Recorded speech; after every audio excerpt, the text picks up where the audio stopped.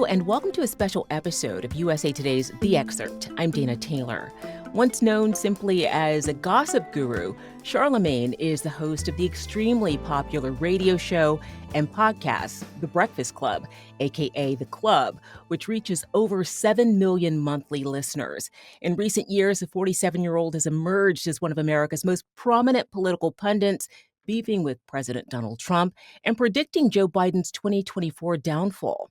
USA Today politics reporter Stahl recently sat down with the highly influential host to get his take on today's politics, what he thinks the Democrats need to do to score well in the midterms, and his personal philosophy.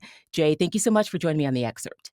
Of course, happy to be here. I want to start by talking about Charlamagne's thoughts on Democrats. He's been very critical about the Democrats' messaging to everyday Americans. Let's listen to some of what he said.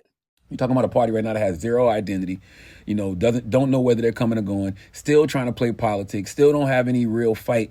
What else did he tell you about the Democrats? I think Charlamagne has an interesting experience because he's from South Carolina, a place in the world that's produced a range of politicians across parties, from Nancy Mace and Lindsey Graham to Bakari Sellers and Representative Jim Clyburn, who is largely credited with helping save Joe Biden's 2020 presidential run. And I think a lot of his frustrations with Democrats come down to messaging. It's been widely talked about, especially with the release of former Vice President Kamala Harris's book, 107 Days. But he really has talked about on air since 2020, the need to talk plainly, like how everyday Americans do at their dinner table every night. I think sometimes the criticism of Democrats is that they can talk in a more academic tone or in a way that's just not really relatable to real folks. Charlamagne also talked about the importance of hearing people who disagree with you. Let's give a listen to that.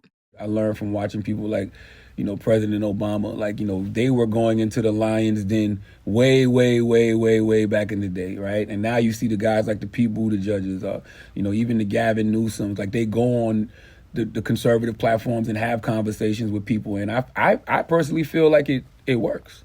I really do. I feel like it works, and I feel like that's how we bring folks together. You can't do it on no conflict. So this is something that's really important to him. Can you go a little bit deeper with his perspective on that? Yeah, he always says that he's not politically aligned with one side. He doesn't take sides. He really just calls balls and strikes when he sees them. And I think one of his main frustrations with America's political discourse is that we don't spend enough time talking to people who we disagree with. And so he has a friendly relationship, a warmer relationship with President Trump's daughter-in-law, Laura Trump, and they've appeared on each other's shows. Laura Trump, in the run-up to last year's election, appeared on The Breakfast Club and had a discussion about her father-in-law, and then he returned the favor in August on her Fox News program, My View. And on that show, he threw out a name that would potentially be a real game changer for Democrats. Was he serious about it? Who is that person? The Daily Show host, Jon Stewart. He is a big fan of Jon Stewart. He actually talks about how in the piece and frequently about his admiration for Jon Stewart and former President Barack Obama, because they were really the first leftist figures that went to unfriendly places and had conversations that maybe weren't expected in venues and settings that weren't welcome. And so I think that is one of the things that he's really been serious about, is arguing that when Americans talk to one another and when we talk like we do in places like South Carolina and northern Wisconsin, like where I'm from, that's more relatable than maybe some ways that we talk on the coast. And I think he believes Jon Stewart does that and does that well in The Daily Show.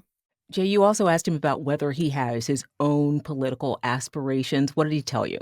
Charlamagne was hesitant, which is rare for him, but he said, no, but that don't mean no. And so he kind of explained that he doesn't know what God has in store for him. He's hearing that more and more as he's been more outspoken about his political views and his political viewpoints. And so he kind of said, I don't know what the future holds. He's obviously had a personal metamorphosis from more of a gossip guru with Wendy Williams, and now is one of the nation's leading political pundits.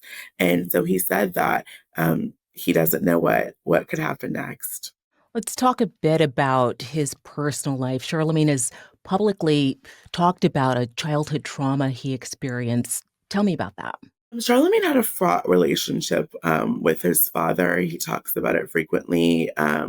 He also dealt drugs as a teenager and has been very open about anxiety and depression. He's a huge mental advocate for Black men and men everywhere. And I think that has kind of led to a softening as he's become a dad and gotten older. And he talks about that pretty frequently. After hustling at home state radio stations, Charlamagne's big break came in 2006 when he was hired as a right hand to daytime diva Wendy Williams on her now defunct New York radio show, The Wendy Williams Experience. And then by 2010, he was named co-host of The Breakfast Club. How did Charlamagne's style evolve from those early years with Wendy Williams? I think in the early years, Charlamagne adopted Wendy Williams' style. People who are familiar with Wendy Williams know that she's brash and she says things in a way that can be considered controversial. She's very blunt in her on-air persona, and he's continued to use that as his career has grown. But there has been a softening. He once asked Magic Johnson, the NBA legend, who he contracted HIV from and how. And I think as time has gone on, he's kind of softened that approach, focusing more on people's personal stories than on shock value instincts. In September 2020, Charlamagne launched the Black Effect Podcast Network in conjunction with his longtime creative partner of iHeartMedia and XTV producer Dolly Bishop. Historically, how big of an impact does the Black Effect have on Black voters in particular? Well, I think Charlamagne is really speaking to working class voters. But one of the things that's really important to him and Dolly Bishop is making sure that Black voices at Black Effect, like Real Housewives, Giselle Bryant and Robin Dixon, and Shark Tank star Draymond John, that their voices are centered in the American conversation and people get to hear a range of voices. And not everything in Black Effect is political, but I think the idea is widening the amount of Black voices in the pipeline so that everyday Americans can hear from Black creators and Black content creators and Black personalities. Jay, he also spoke with you about his philosophy on how he's evolved, not just as talent, but as a human. Let's listen to some of that. When I just started to do the work on myself to say, hey, I want to just be better as an individual. Like, we have all these conversations with ourselves about reaching our full potential. Sometimes we just look at that like it's a professional thing, right? Like, I just want to reach my full potential on a professional level. No, what about on a personal level? How do you be the best version of you can be that you want to be as a human?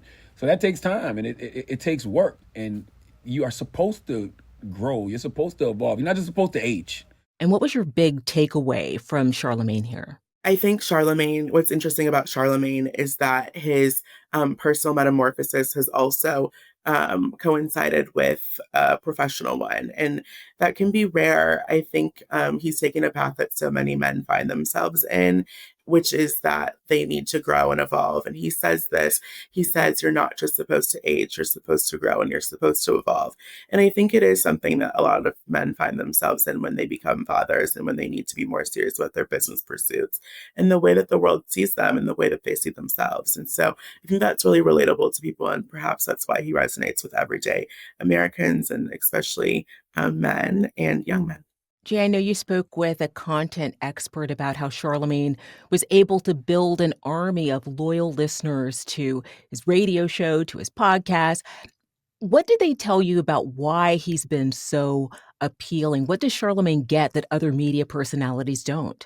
I spoke with content expert Kelly Barner, and we had a wide-ranging discussion, but really the quote that makes it into the story is the way that Charlamagne actively listens, and he also is vulnerable, giving away pieces of himself on air. And I think what she said was that it allows people to relax and feel at ease, and then they also get parts of themselves. All right, Jay Stahl is a USA Today politics reporter. Thank you so much for coming on The Excerpt. Thank you so much for having me. Thanks for watching. I'm Dana Taylor. I'll see you next time.